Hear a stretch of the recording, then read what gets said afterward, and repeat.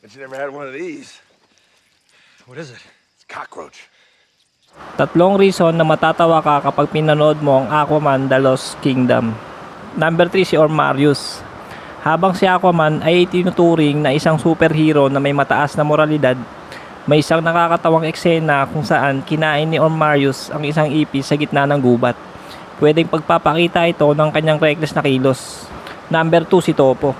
Si Topo ay pinakita bilang isang matalinong nilalang na kayang intindihin at sundin ang mga utos ni Aquaman. Mayroon din siyang sense of humor at kung minsan ay nagpapakita ng playful na kilos kasama si Aquaman. Number 1 Aquaman. Si Aquaman ay paboritong superhero ng marami dahil sa unique na kapangyarihan. Ang mga linya nito ay may lalim at comedy na nagpapaganda ng balanse sa seryosong aksyon at drama ng movie. The world. What do you think about that? You're lost, dude.